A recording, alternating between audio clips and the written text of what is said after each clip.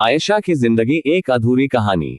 Story by Nasir. कभी कभी जिंदगी चुप हो जाती है, जैसे सब कुछ रुक गया हो। बस दिल में हलचल होती है जो कोई और नहीं सुन पाता।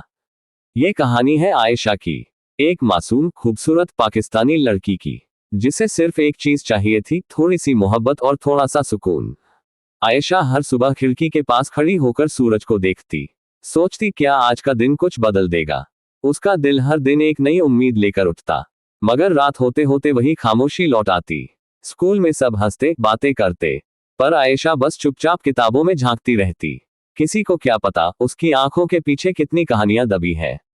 शाम को वो अपनी छत पर चली जाती, पीली सलवार कमीज में हवा में उड़ता दुपट्टा, चेहरे पर उदासी मगर आंखों में एक चमक, जैसे वो आसमान से बातें करती हो। वो अपनी डायरी में हर रात कुछ लिखती थी, कभी खुशी का नाम, कभी जिंदगी का, पर हर पन्ने के पीछे एक न लिखा हुआ दर्द होता था। बारिश उसे बहुत पसंद थी, क्योंकि बारिश में उसके आंसू कोई नहीं देख पाता था।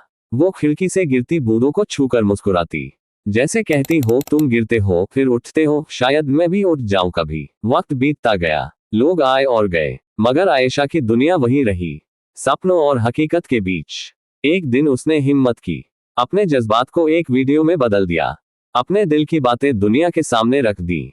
वो वीडियो अपलोड करते वक्त मुस्कुरा रही थी, जैसे दिल का बोझ हल्का हो गया हो। उसने आखिरी बार आसमान की तरफ देखा, तारों को गिना और लिखा, जिंदगी खूबसूरत नहीं होती लेकिन सच्ची होती है, और सच्चाई हमेशा दर्द देती है। सुबह जब सूरज निकला तो आयशा की आंखों में चमक थी। अब वो डरती नहीं थी, क्योंकि उसने अपनी खामोशी को आवाज दे दी थी।